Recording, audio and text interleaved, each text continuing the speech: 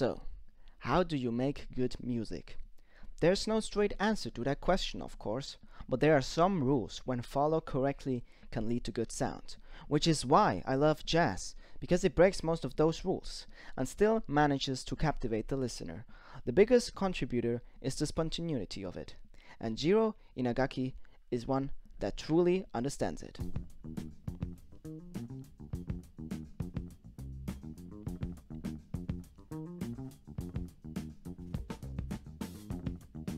Good day, guys and gals, and welcome to Artist Spotlight, where I share music that I recently discovered. And today I'm gonna be talking about Jiro Inagaki. So I was on Spotify recently, and I was craving some new music. I didn't want to listen to the playlist I usually listen to because I've heard it 100 times. Don't get me wrong, I love that playlist. It has some of the best music in my opinion in there. But I was just craving for something new. So I browsed Spotify, looked a little bit, and then I saw the Discover Weekly, thought, couldn't hurt if I clicked on it. Then I clicked on Discover Weekly, and the first song that popped off was this song we're listening to right now. I was blown away, just the sound, it just captivated me. I just wanted to listen more of it. So I did. I listened to all his music, to each and every album, and I was blown away because it mixed jazz and rock and just, as I just said, the spontaneity of it. You don't know what's gonna happen. It's just, it sounded great. So I'm gonna tell you a little bit more about the artist.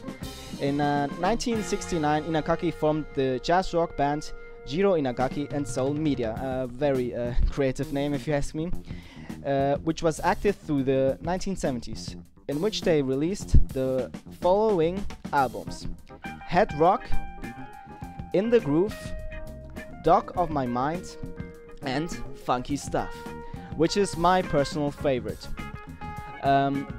Each and every album has their good stuff in it surely does, but I have to say in Funky Stuff, which is also the most popular one,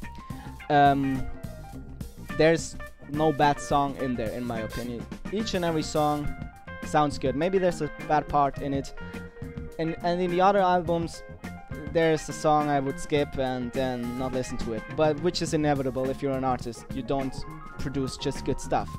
But what I liked about Funky Stuff especially, you didn't know what's gonna happen. I was on the edge of my seat, like, oh, what's gonna come next? And then the thing came, and I didn't expect it. And it wasn't like, oh, you don't expect this, it's bad. No, it was good. The instruments, especially the guitar, sound so fucking nice.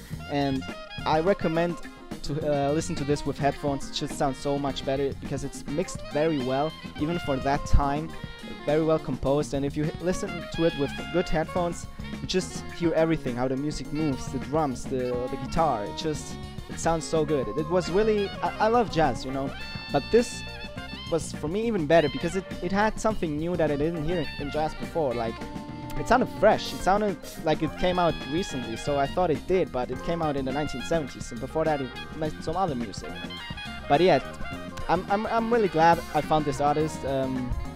He's not entirely unknown. He has like 80,000 monthly listeners, but still not that well known. So I thought I would share a light on him. Not that my exposure does anything, but yeah, just every little exposure is good, right? And because I just want to share something I myself like. So yeah, thanks for watching, and see you on the next one.